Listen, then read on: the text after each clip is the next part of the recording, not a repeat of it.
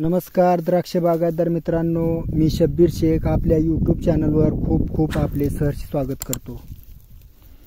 खूप जणांच्या प्रतिक्रिया येत आहेत की आपल्या व्हिडिओमुळे आमचा खूप फायदा झालेला आहे आणि आपण भुरीवर एखादा व्हिडिओ बनवावा अशी प्रतिक्रिया येत असल्या कारणाने मी आज भुरीवर व्हिडिओ बनवत आहे। तर आजचा विषय आहे द्राक्ष बागेतील भुरी नियंत्रण। व्हिडिओचा विषय नीट लक्षात घ्या। तर भुरी आपल्या बागेत कोणत्या कारणामुळे येते हे अगोदर आपण कारणे जाणून घेऊयात।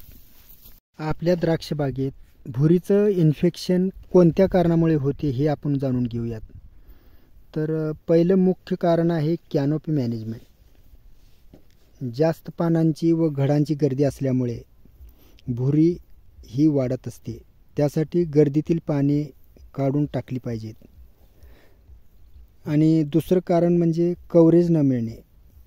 पानांची गर्दी किंवा घडांची संख्या जास्त असल्यास आपण जी भुरीची औषधे मारतो ते औषध सर्वत्र पोचत नसल्याने आपल्या बागेत भुरी ही घर तळ ठोकून राहते।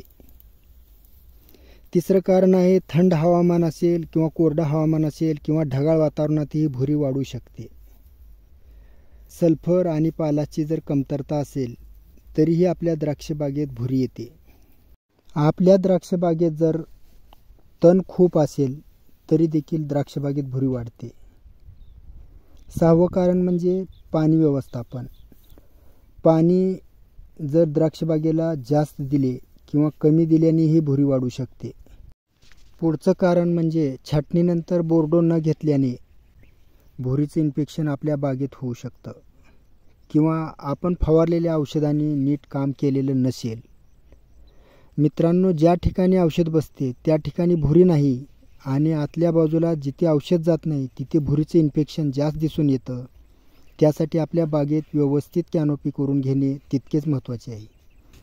आपल्या बागेत भुरीचे इन्फेक्शन होऊ नये यासाठी आपल्या बागेत छाटणीपासून 15व्या दिवसापासून आठवड्यात किमान एखादा औषध भुरीचं जाणं महत्त्वाचं आहे। आणि तसेच पाण्याचा pH मेंटेन नसल्यामुळे ही भुरी आपल्या द्राक्षबागेत वाढू शकते। त्यासाठी पाण्याचा pH हा 7 असणे आवश्यक आहे।